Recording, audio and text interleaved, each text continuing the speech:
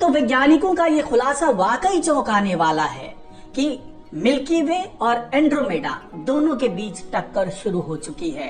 तो क्या इसका कोई दुष्परिणाम हमारे सौरमंडल पर भी पड़ने वाला है?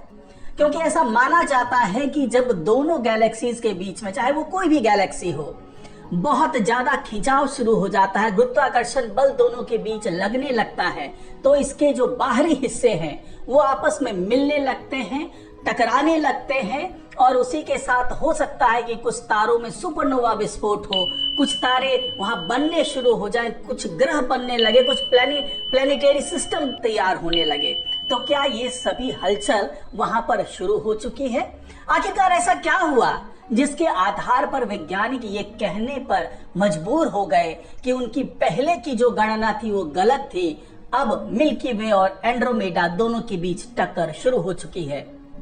दरअसल अब वैज्ञानिकों का ये कहना है कि अब तक हमने जितना सोचा था उसके मुकाबले ये आकाश गंगाएं ज्यादा बड़ी है। किसी आकाश गंगा के चारों तरफ मौजूद गैस के गुबार की तस्वीरों से ये बात पता चली है। वैज्ञानिकों ने पहली बार इस गुबार, जिसे गैलेक्टिक हेलो कहते हैं, उसका फोटो लेकर उसका एनालिसिस किया, और इस एनालिसिस में ये पता चला कि मिल्की वे पहले से ही हमारी निकटतम पड़ोसी आकाशगंगा एंड्रोमेडा के संपर्क में है। जी हाँ, जो इसका बाहरी जो गैस का गुबार है, जिसे गैलेक्टिक हेलो कहते हैं, उसके बारे में पहली बार ये अंदाजा वैज्ञानिक लगा पाए हैं।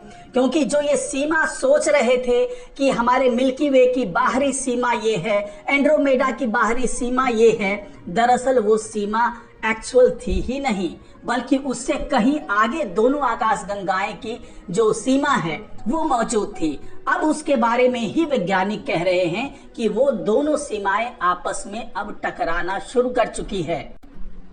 वैज्ञानिकों ने IRAS 08339+6517 नामक स्टारबर्स्ट गैलेक्सी के हेलो का एनालिसिस किया है। स्टारबर्स्ट गैलेक्सीज वे आकाशगंगाएं होती हैं जहां बेहद तीव्र गति से तारों का निर्माण होता है, और जिस गैलेक्सी की बात हम कर रहे हैं वो हमसे करीब 80.2 मेगापार्सेक या करीब 260 मिलियन प्रकाश वर्ष की दूरी पर है। आकाश गंगाओं के सामान्य पदार्थ का लगभग 70% हिस्सा तारकीय डिस्क के चारों तरफ गैस के गुबार, जिसे सर्कमैग्नेटिक मीडियम कहते हैं, यानी कि CGM कहते हैं, उसमें पाया जाता है। ये गैस प्रभामंडल दशकों से खगोल विज्ञान में एक रहस्य बना हुआ है। गैलेक्सीज की जो स्टेलर डिस्क होती है उसके केंद्र से सिर्फ 7800 प्रकाश वर्ष दूर तक ये फैली हुई है। नए फोटो से पता चलता है कि इसके चारों ओर की गैस कम से कम 1,00,000 प्रकाश वर्ष दूर गहरे अंतरिक्ष में फैली हुई है।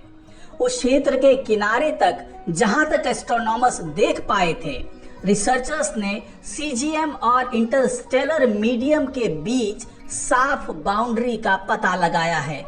ये वो जगह है जो किसी आकाश गंगा में तारा सिस्टमों के बीच होती है।